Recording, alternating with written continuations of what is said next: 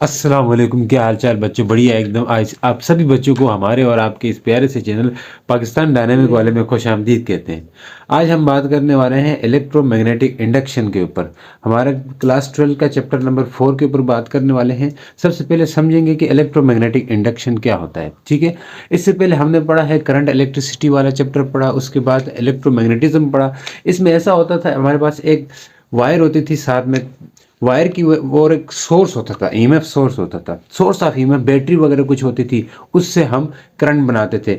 आज हम बैटरी बिना टच किए हम करंट को प्रोड्यूस करवाएंगे, ठीक है। हम इस लायक बन जाएंगे। तो हम बात करते हैं इलेक्ट्रोमैग्नेटिक, नहीं, इलेक्ट्रोमैग्नेटिक इंडक्शन की बात करें, ठीक है, इलेक्ट्रोमैग्नेटिज्म की नहीं।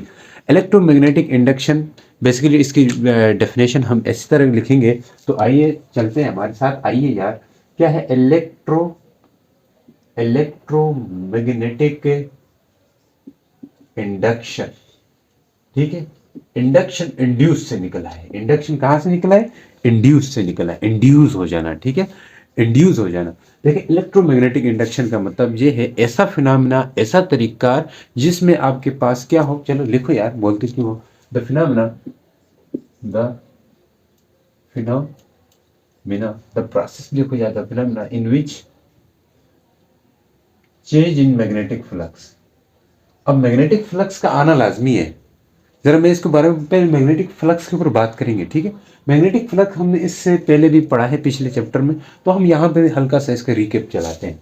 The phenomena in which change in magnetic flux, लिख दो magnetic flux, magnetic change in magnetic flux causes induced EMF in a circuit करो या इन अ कंडक्टर। किसी कंडक्टर या किसी वायर में मैग्नेटिक फ्लक्स के चेंज होने से इंड्यूस ईएमएफ का पैदा होना, यह आपके पास क्या कहलाता है? इलेक्ट्रोमैग्नेटिक इंडक्शन कहलाता है। देखिए, मैग्नेटिक फ्लक्स कब कब चेंज होता है। हमने इससे पहले मैग्नेटिक फ्लक्स, एक magnetic field line, electric flux भी पढ़ा है, फिर मैग्नेटिक फ्लक्स भी पढ़ा है।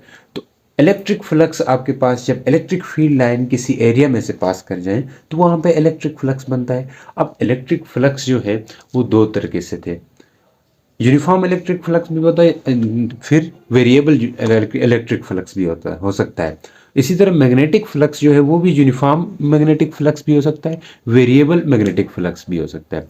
अब फ्लक्स जब चेंज हो रहा है तो इसका मतलब है फ्लक्स वेरिएबल है।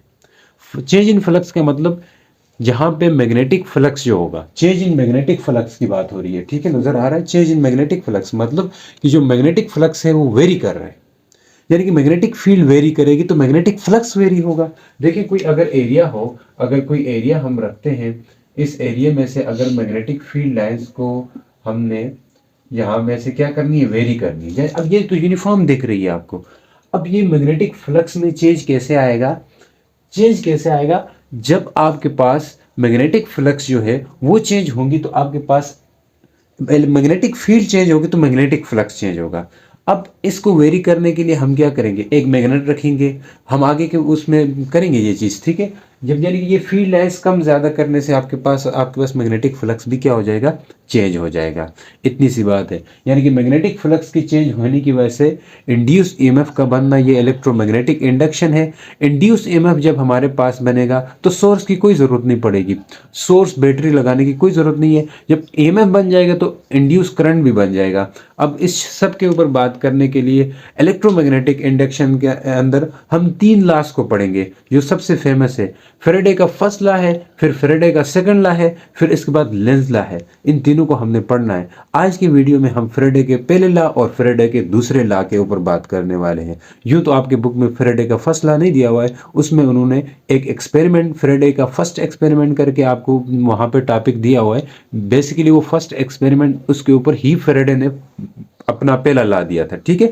फिर फेरेडे सेकंड ला जो आपके बुक में भी मेंशन है उसको भी हम डिस्कस करने वाले हैं, तो हमारे साथ बने रहिएगा। तो आइए चलते हैं। तो हम बात करने वाले हैं फेरेडे फर्स्ट ला के ऊपर। मैं फेरेडे फर्स्ट ला को बात करूंगा यार, फेरेडे फर्स्ट लॉ के ऊपर बात करूंगा ना, आपको एकदम से आइडिया क्लियर होने वाला है। एक्सपेरिमेंट्स एक्सपेरिमेंट सब कुछ हो जाएंगे, ठीक है। फेरेडे का फर्स्ट लॉ की बात करते हैं। Faraday Faraday's first law, Faraday first law Faraday का पहला लॉ क्या कहता है? इट स्टेट्स, यहां से शुरू करते हैं, क्या कहता है? It states that the change in magnetic flux, बड़ा बड़ा करके लिखते हैं, ठीक है, the change in magnetic flux, the change in magnetic flux, ink खत्म हो रही है, नजर आ रहा है, the change in magnetic flux, ठीक है, वेन एवर लिखें, it state that whenever साथ लिख दें, जब कभी, ठीक है, जब उसका दिल करे, when ever the change in magnetic flux, ठीक है, link the change in magnetic flux link with circuit. अब इसका क्या मतलब है मैं आपको समझाऊंगा। Link with circuit the induce EMF is produce, the induce EMF is produce. अब इसको समझाऊंगा यार, टेंशन मत ले। ये क्या कहता है, जब कभी अगर कहीं पे कोई सर्किट है, क्या है? सर्किट है, अब उस सर्किट में से मैग्नेटिक फील्ड लाइन चेंज हो, यानी कि मैग्नेटिक फ्लक्स चेंज हो, मैग्नेटिक फ्लक्स चेंज होने का मतलब समझ रहे हैं, मैग्नेटिक फील्ड चेंज हो, मैग्नेटिक फील्ड चेंज होगी तो उस सर्किट में इंड्यूस ईएमएफ बनेगा। अब इस चीज को बनाते हैं हम। सबसे पहले इस बात को समझने के लिए एक सर्किट बनाएंगे, ठीक है। मान लीजिए हमारे पास कोई एक सर्किट है, ये कोई एक सर्किट है। अब फेरेडे का पहला एक्सपेरिमेंट भी इसके ऊपर मैं बात करूंगा, यही इस लॉ को समझेंगे। फेरेडे का पहला एक्सपेरिमेंट खुद ही समझ आने वाला है, ठीक है। तो हम इसको लंबा लेके क्यों चले, शार्ट करेंगे, ठीक है, अपने पास टाइम नहीं। तो यहाँ पे हम क्या करेंगे, एक मैग्नेट रखेंगे, ठीक है, ये कोई मैग्नेट रख दिया, इसका नॉर्थ पोल, इसका साउथ पोल। अब नॉर्थ पोल से मैग्नेटिक फील्ड निकलती है, बिल्कुल निकलती है, इत्तेफाक करते हैं। ये मैग्नेटिक फील्ड निकल आई और इस तरह you magnetic field lines pass कर रही है इस सर्किट में से। What is this? आपको लगेगा ये कॉइल है, ये सर्किट भी हो सकता है। अगर इसके साथ कोई बैटरी शेटरी गैल्वानोमीटर लगा तो सर्किट ही है ना, बल्ब लगा ले आगे, बल्ब भी जल जाएगा, ठीक। अब क्या होगा, अब यहां से फील्ड लाइंस ये तो जाएगी आउटवर्ड। अब ये नॉर्थ पोल से बाहर निकलती है तो साउथ पोल में इंटर भी तो होती है, ये हमारा मानना है, साउथ पोल में इंटर भी तो होती है। अब यहाँ से कुछ इस तरह आएंगी मैग्नेटिक फील्ड लाइंस और यहाँ से भी आएंगी, ठीक है यार, ये ऐसे घूम के फिर आ गई है, ठीक है, घूम के फिर आ गई है मैग्नेटिक फील्ड लाइंस। तो ये मैग्नेटिक फील्ड लाइंस साउथ में आके एंटर हो गई है। अब फेरेडे के पहले एक्सपेरिमेंट में फेरेडे ने क्या कहा था, फेरेडे ने कहा था कि मैग्नेटिक फ्लक्स कब चेंज होने के ऊपर बात की थी। एक्सपेरिमेंट में उन फ्लक्स को ही चेंज करवाया था। अब यहाँ इस लॉ के अंदर भी हम मैग्नेटिक फ्लक्स को चेंज कर रहे हैं। तो इस लॉ में पहले क्या कहता है, चेंज इन मैग्नेटिक फ्लक्स। अब मैग्नेटिक फ्लक्स कब चेंज होता है, आपने पढ़ा है जो मैग्नेटिक फ्लक्स है वो किसके इक्वल होता है, बी डॉट ए, या लिख दें मैग्नेटिक फ्लक्स किसके इक्वल होता है, बी ए cos थीटा।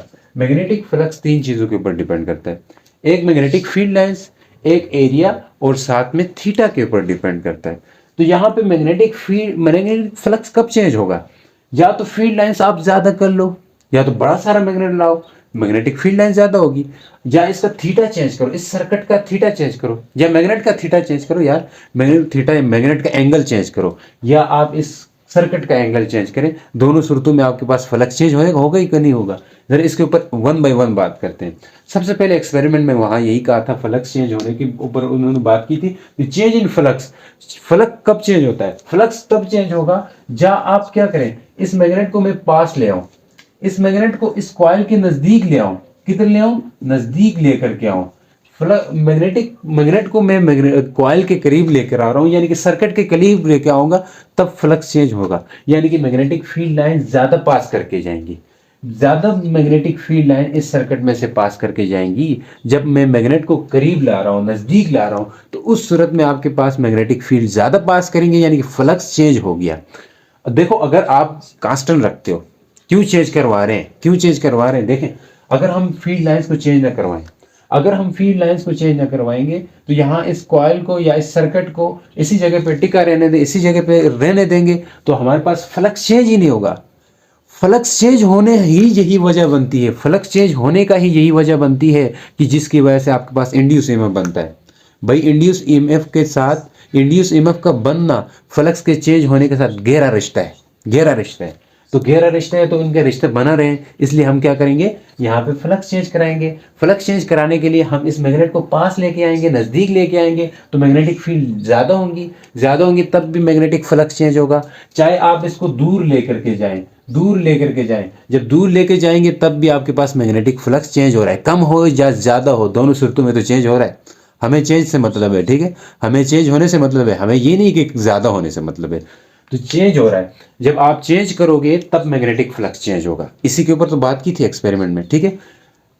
एक तो तरतीब ये, आप मैग्नेट को टू एंड फ्रो मोशन कराएं, आगे पीछे मूव करवाएं, तब आपके पास मैग्नेटिक फ्लक्स चेंज होता है। क्या आप मैग्नेट ही को मूव करवाएं? नहीं जी, ऐसा नहीं है। किसको मूव करवा सकते हैं? और कॉइल को, सर्किट को आप मूव करवाएं, सर्किट को टू एंड फ्रो मोशन कराएं, यानी कि सर्किट को दूर लेकर के जाएंगे तो मैग्नेटिक फील्ड लाइंस कम हो जाएगी, तो उस सूरत में भी मैग्नेटिक फ्लक्स चेंज होगा डेफिनेटली। सर्किट को पास लेकर के आएंगे तब भी मैग्नेटिक फ्लक्स चेंज होगा। तो ऐसे भी हो सकता है कॉइल मूव करे या मैग्नेट मूव करे, दोनों के रिलेटिव मोशन से, दोनों में से किसी एक के मोशन से ही मैग्नेटिक फ्लक्स चेंज होगा, ठीक है।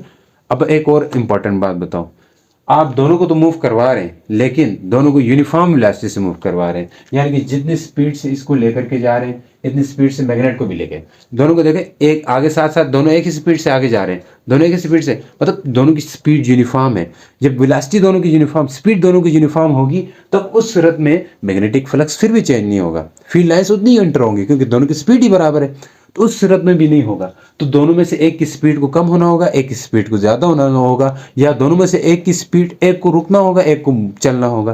तो इसी सूरत में हो सकता है, ठीक है, मैग्नेटिक फ्लक्स। तो इसने क्या कहा था कि जब कभी मैग्नेटिक फ्लक्स चेंज हो किसी सर्किट में से, विद सर्किट, जब मैग्नेटिक फ्लक्स चेंज होगा, इंड्यूस ईएमएफ प्रोड्यूस होगा ना, इंड्यूस ईएमएफ प्रोड्यूस। अब ये दो बातें की हमने, या कॉइल को मूव करवाएं या मैग्नेट को मूव करवाएं। तीसरी बात हम क्या करने वाले हैं, इस सर्किट को ही रोटेट करवाएं या मैग्नेट को रोटेट करवाएं, यानी कि सर्किट का एंगल, सर्किट को हमने कुछ क्या किया, एंगल रोटेट करवाया, ठीक है, इसको ऐसे घुमाया हमने, घुमाने से भी फ्लक्स चेंज होगा, फील्ड लाइंस कभी कम कभी ज़्यादा एंटर होंगी, उस सूरत में भी आपके पास फ्लक्स चेंज हो सकता है। तो इसलिए हम जो है मैग्नेटिक फ्लक्स थीटा पे भी डिपेंड करता है कि थीटा चेंज हो रहा है कि नहीं हो रहा है, एंगल चेंज हो रहा है कि नहीं हो रहा है। यही था आपके पास फ्रेडे का फर्स्ट लॉ, जिसने सिर्फ ये बताया था कि इंड्यूस ईएमएफ कैसे प्रोड्यूस होता है। इंड्यूस ईएमएफ प्रोड्यूस होने की वजह क्या है, या तो आपके पास फ्लक्स चेंज हो जाए, फ्लक्स किस किस कंडीशन में चेंज हो सकता है, इसके ऊपर हमने बात की है। यही आपके पास एक्सपेरिमेंट है फ्रेडे के। अब हम बात करने फ्रेडे के दूसरा लॉ। फ्रेडे ने अपना दूसरा लॉ दिया, वो क्यों दिया, वो इसलिए दिया कि इंड्यूस ईएमएफ कितना ज़्यादा प्रोड्यूस हो सकता है, या दूसरे अल्फाज में कहें कि इंड्यूस ईएमएफ का मैग्नीट्यूड कितना ज़्यादा हो सकता है, कि मैग्नीट्यूड वाइज इंड्यूस ईएमएफ ज़्यादा कब होगा और कम कब होगा। इसके ऊपर फ्रेडे ने दूसरा ला दिया था कि उसने ये कहा था कि मैग्नीट्यूड है इंड्यूस ईएमएफ का, जो मैग्नीट्यूड है मतलब ज़्यादा या कम है, ये किस बात पर डिपेंड करता है, इसी को कहेंगे मैग्नीट्यूड ऑफ इंड्यूस ईएमएफ। तो इसके ऊपर फ्रेडे ने अपना दूसरा ला दिया है, जो आपकी किताब में भी है, तो इसको भी ज़रा डिस्कस करते हैं, आइए हमारे साथ। तो फ्रेडे का सेकंड लॉ, ठीक है, इसमें कोई एक्सपेरिमेंट और कोई मैथमेटिकल नहीं है, तो इसमें सीधी सीधी बातें थी, हमने डिस्कस की। तो यहाँ तक तो ये सही, सारी बातें सेम ही है। इट स्टेट्स दैट, यहाँ से आगे लिखेंगे, it states that the magnitude, देखो पहले लॉ में उन्होंने फ्लक्स के चेंज होने की बात की है, इंड्यूस ईएमएफ के प्रोड्यूस होने की बात की है। पहले लॉ में क्या बात की है, इंड्यूस ईएमएफ कैसे प्रोड्यूस होता है। दूसरे लॉ में उसने ये बात की थी कि इंड्यूस ईएमएफ का मैग्नीट्यूड क्या होता है, ठीक है। इसने क्या कहा, it state that the magnitude of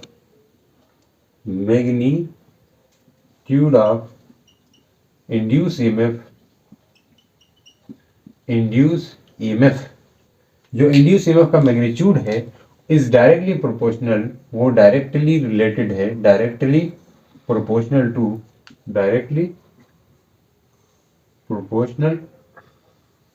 to rate of change of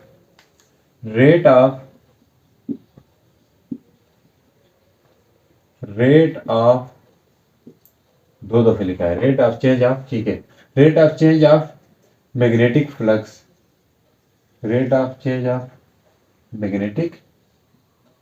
flux, linking with circuit या कॉइल, लिखो सर्किट या कॉइल। अब इसके ऊपर बढ़िया से बात करने वाले हैं। क्या है कि कहता है कि जो इंड्यूस ईएमएफ है उसका मैग्नीट्यूड किसके डायरेक्टली प्रोपोर्शनल है? उसका मैग्नीट्यूड जो है वो rate of change, time by rate of change of magnetic flux. जो मैग्नेटिक फ्लक्स सर्किट के साथ चेंज होता था, मैग्नेटिक फ्लक्स सर्किट के साथ चेंज हो रहा था ना, ये पीछे हमने देखा था, इस तरह सर्किट बना के मैग्नेटिक फ्लक्स चेंज हो रहा था सर्किट के साथ।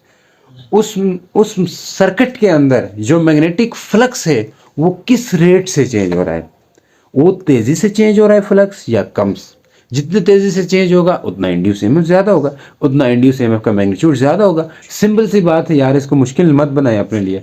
क्या कहता है? जो इंड्यूस ईएमएफ है ई, वो डायरेक्टली प्रोपोर्शनल है change in magnetic flux with time. Time के साथ जो मैग्नेटिक फ्लक्स है उसके साथ डायरेक्टली प्रोपोर्शनल है। यानी कि इसको क्या पढ़ेंगे? Rate of change of magnetic flux linking with circuit कहेंगे। सर्किट के साथ जो फ्लक्स लिंक कर रहा है, जो फ्लक्स चेंज हो रहा है, उसके साथ डायरेक्टली प्रोपोर्शनल होगा क्या?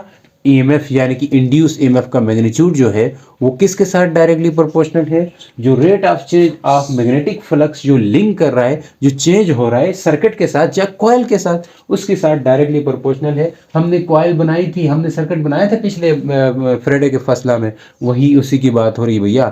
उस सर्किट में से जितना ज़्यादा मैग्नेटिक फ्लक्स चेंज होगा, जितना ज़्यादा मैग्नेटिक फ्लक्स चेंज होगा, उतना ज़्यादा इंड्यूस ईएमएफ का मैग्नीट्यूड ज़्यादा होगा। इसी के ऊपर बात की। तो यही बात यहाँ पे दोहराई जा रही है, यही बात यहाँ पे दोहराई जा रही है। ये है इंड्यूस ईएमएफ ई। इंड्यूस ईएमएफ ई जो है, जब प्रोपोर्शनलिटी का साइन हटेगा तो इक्वलिटी कांस्टेंट के आ जाता है, और ये है आपके पास मैग्नीट्यूड ऑफ इंड्यूस ईएमएफ और साथ ही साथ टाइम। देखो चेंज इन मैग्नेटिक, ये के क्या है? कांस्टेंट है। के की वैल्यू जो है 1 के इक्वल होती है। यहाँ पे एसआई सिस्टम ऑफ यूनिट में के की वैल्यू किसके इक्वल होती है? 1 के इक्वल, इसलिए के की वैल्यू 1 के इक्वल लिखेंगे। और अब बात करेंगे ये इंड्यूस ईएमएफ किस नेचर का होता है। अब इंड्यूस ईएमएफ जो है वो अपोजिंग नेचर का होता है, जो अपने अंदर आने वाली चेंज को क्या करता है? अपोज करता है। उसके अपोज करने की वजह से यहाँ पे हम इस अपोजिशन या जो इंड्यूस ईएमएफ की वजह से इंड्यूस करंट बनता है, और उस करंट की क्या डायरेक्शन होगी उसके ऊपर लेंस लगाया है। हम उसके ऊपर भी बात करेंगे। अभी के लिए आप सिर्फ इतना समझिए कि आपके पास इंड्यूस ईएमएफ जो है वो उसका मैग्नीट्यूड जो है वो किस पे डायरेक्टली प्रोपोर्शनल है। इस बात को अपने जहन में रखिए, बाकी आपने कुछ याद नहीं रखना। यानी कि आप यहाँ पे अगर सर्किट है, यहाँ से मैग्नेटिक फील्ड लाइन जा रही है, तो यहाँ तो करंट बनेगा। करंट या तो इस डायरेक्शन में बनेगा, ठीक है, या तो इस डायरेक्शन में बनेगा, या करंट जो है इस डायरेक्शन में न बन के इस डायरेक्शन में बनेगा। दो ही तो डायरेक्शन पॉसिबल है, तो मतलब उसकी डायरेक्शन क्या होगी, इसके ऊपर लेंस लगाया था कि इंड्यूस करंट का डायरेक्शन, जो इंड्यूस ईएमएफ की वजह से जो इंड्यूस करंट बनता है उसकी डायरेक्शन क्या होगी, वो डायरेक्शन हमें लेंस ला देता है। तो हम उसके ऊपर बात करने वाले हैं, ठीक है।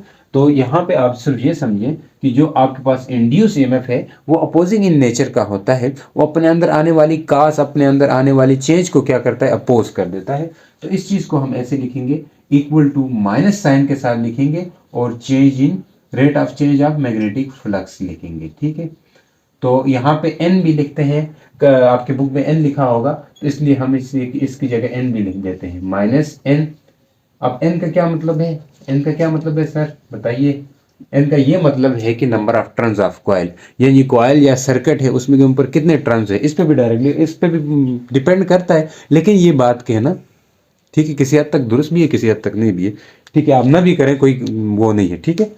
तो n क्या है? नंबर ऑफ टर्न्स को रिप्रेजेंट कर रहा है, और minus sign opposing in nature, induce EMF जो अपोजिंग इन नेचर होता है इस चीज़ को रिप्रेजेंट कर रहा है, और साथ ही rate of change of magnetic flux, ठीक है। तो इंड्यूस ईएमएफ का जो मैग्नीट्यूड है वो किस बात पे, किसके डायरेक्टली प्रोपोर्शनल होता है? Rate of change of magnetic flux. उम्मीद करता हूँ आप लोगों को समझ आई होगी। तो हमारे साथ बने रहिएगा। तो मिलते हैं नेक्स्ट लेक्चर के साथ। अल्लाह हाफिज़।